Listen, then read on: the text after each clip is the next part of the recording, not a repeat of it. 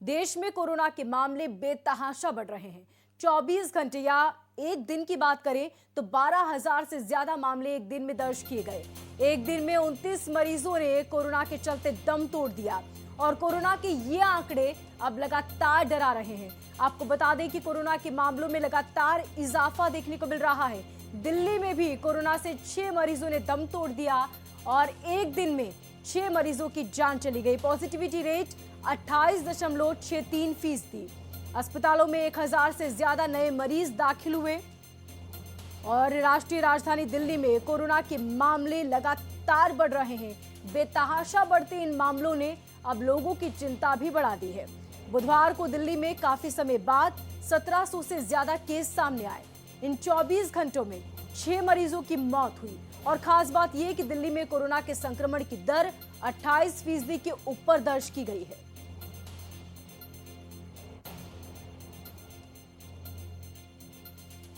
और ज्यादा जानकारी के लिए मेरी सहयोगी न्यूज रूम से प्रिया मेरे साथ जुड़ चुकी है। प्रिया, आपसे ये समझना चाहेंगे कि जिस तरीके से कोरोना के मामले बेतहाशा बढ़ रहे हैं, अब क्या लगता है आपको, क्या अलर्टनेस की जरूरत है? क्योंकि अब भी कई ऐसे इलाके जहां भीड़ भाड़ तो बहुत है लेकिन अब भी नियमों का पालन नहीं हो रहा।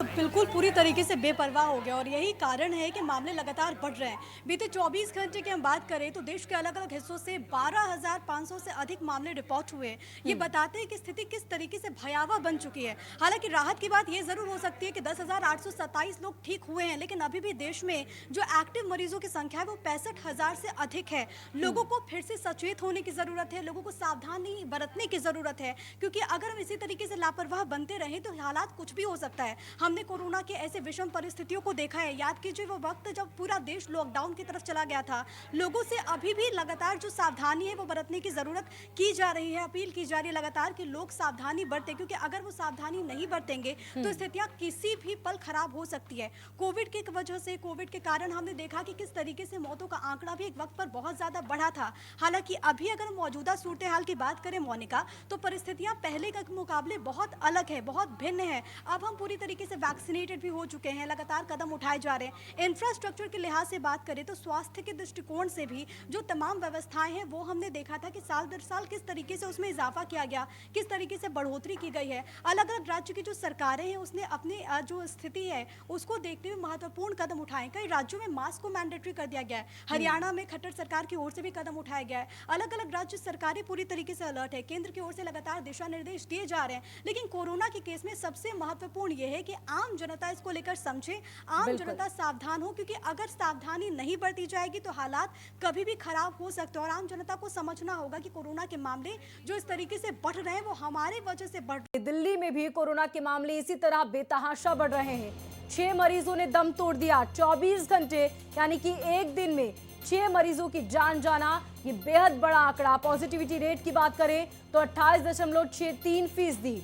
अस्पतालों में 1000 से ज्यादा मरीज दाखिल हुए हैं और कोरोना के मामले दिल्ली में बेतहाशा बढ़ रहे हैं। बुधवार को भी काफी संख्या में ये मामले सामने आए और प्रिया मेरे साथ लगातार बनी हुई है।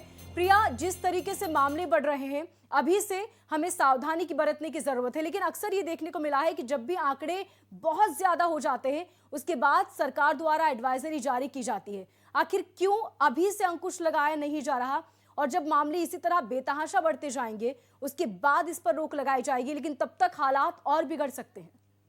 अहम सवाल है मोनिका, और ये सवाल हमेशा उठता है क्योंकि कोरोना के केसेस में हमने देखा कि एक वक्त पर काफ़ी पीक पर कोरोना था। हालांकि उसके बाद स्थिति नॉर्मल हुई, लोग समझने लगे कि वापस से वो नॉर्मल लाइफ में वापस लौट चुके हैं। लेकिन जब भी लोगों ने इस तरीके से लापरवाही बरती तब तक उसका परिणाम हमें देखने को मिला है और इसी कारण आंकड़े लगातार बढ़े हैं। आपने सरकारी इंतजामातों की बात की, आपने बात की कि किस तरीके से सरकार की ओर से तैयारियां देखने को मिल रही है। हालांकि इस बार अगर हम परिस्थितियों को देखें तो केंद्र सरकार की ओर से लगातार बैठकों का दौर हमने देखा। केंद्र की ओर से अलग अलग राज्यों को बाकायदा दिशा निर्देश जारी किए गए। अगर दिल्ली की बात करें तो दिल्ली में भी सरकार पूरी तरीके से अलर्ट है। महाराष्ट्र की बात करें, क्योंकि देखिए दिल्ली और महाराष्ट्र ये वो राज्य हैं जहां पर कोरोना की वजह से किस तरीके से कोरोना विस्फोट हुआ और इसके बाद सबसे ज्यादा मौतें इन राज्यों में हमने देखी, सबसे ज्यादा केसेस इन राज्यों में हमने देखा। उसके बाद कई सारी चीजें परिवर्तित हुई हैं। महाराष्ट्र की अगर हम बात करें तो वहां पर भी 1000 मामले रिपोर्ट हो रहे हैं। दिल्ली की बात करें तो यहाँ पर भी मामले लगातार बढ़ रहे हैं। 1767 मामले रिपोर्ट हुए हैं, कई लोगों ने जान गंवा दी है। पॉजिटिविटी डेली रेट लगातार बढ़ता नजर आ रहा है